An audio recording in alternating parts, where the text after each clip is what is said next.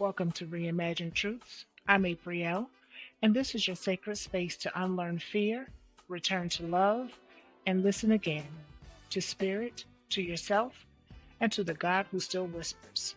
Whether you're deconstructing, healing, or just curious, you belong here. Let's walk this path of wisdom together. Welcome back to Reimagine Truths. I am April, your minister for tonight's message. Let's start with our opening prayer. God of fire and truth, we come before you today with trembling voices and burning hearts, not to silence the fire, but to understand it, to honor the flame that won't let us sit still in the face of injustice. Let this space be a sanctuary for sacred rage, holy disruption, and divine awakening.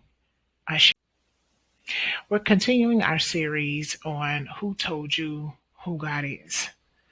And this week, we're going to talk about sacred anger.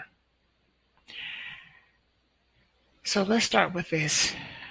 I almost didn't record this series or the fourth week of this series. It has taken me a few days to come back, just on top of being sick, but my heart wasn't in it. My heart wasn't feeling, and it wasn't even the message. It was just, I guess, a rest I needed within myself. Maybe you felt that before. The lump in your throat, the doubt in your gut, the fear that your truth is too much. But we start right there with the trembling. Because when your voice shakes, that's not weakness. That's the weight of truth trying to break free. We're not taught to honor our exhaustion because that was it was painful. Some days I felt so guilty because I was forced to lay down. I was forced not to work. My body wouldn't allow it. But it's not weakness. It's not laziness. It's just sometimes our body will make us lay down and say, hey, you need this rest.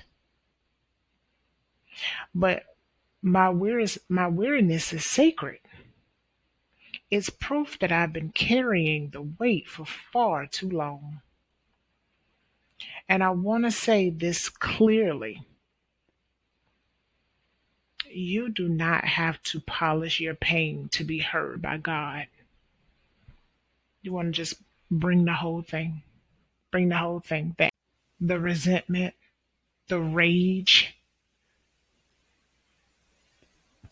I spent time just being angry. Some of my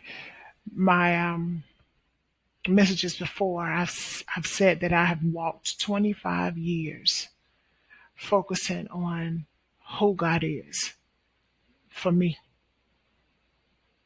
And through those 25 years,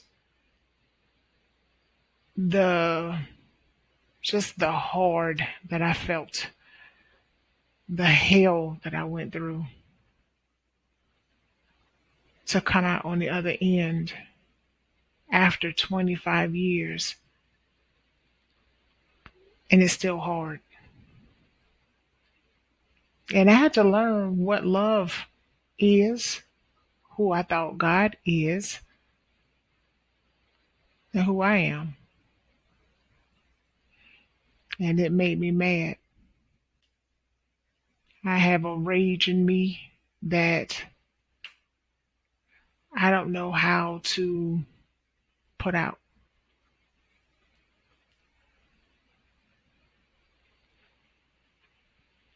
I'm sitting in my office right now, watching it pour down in the dark, still with water. I don't know how to put this rage out. I was told rage is dangerous, especially being a woman,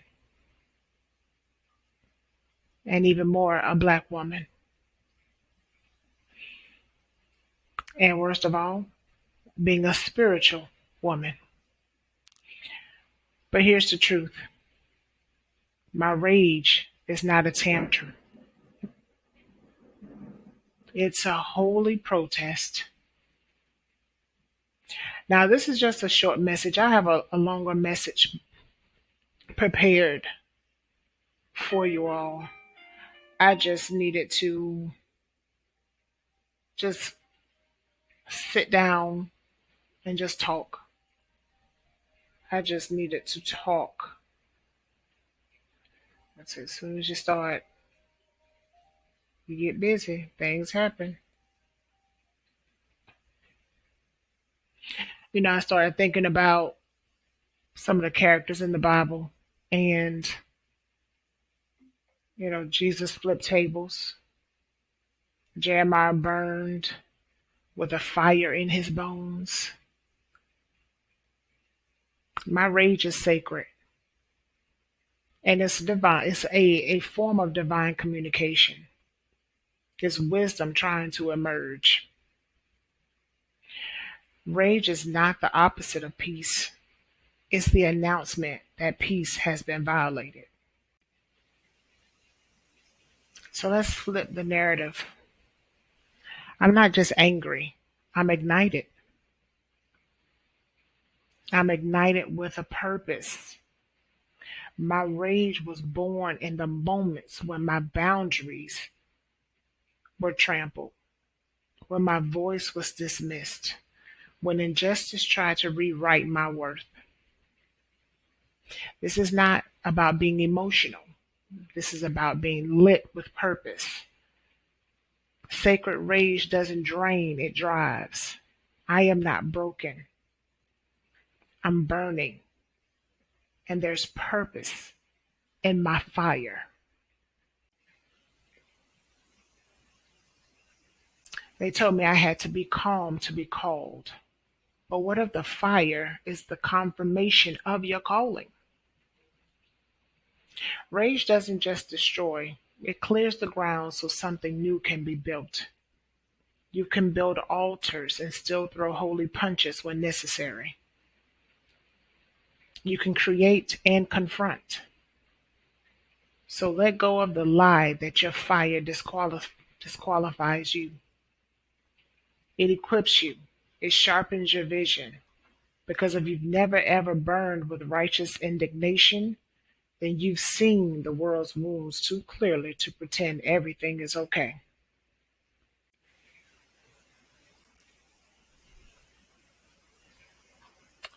I don't know. I sit here and I'm watching just water fall out the sky.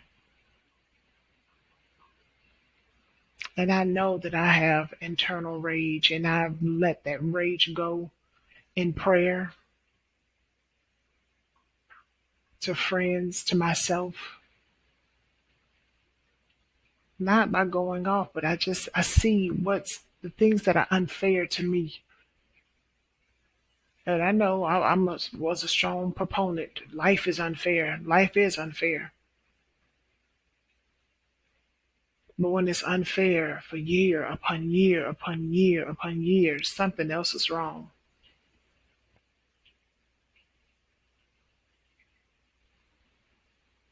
Fire comes first, and then water will follow. My rage isn't forever. It's a passage, not a permanent address. Eventually, the fire will give way to healing, and what emerges after the burning will be stronger, more rooted, more whole. So if you're still in the fire, know this: it's not consuming you, it's transforming you. So, like I said earlier, I just wanted to sit down. I'm a little past due on this week's message, but I, my heart wasn't in it. I needed to sit down and just let off a little bit of the fire that's in me. We're going to end this with honoring the sacred fire in me. I honor the fire in me. I trust what my rage is revealing.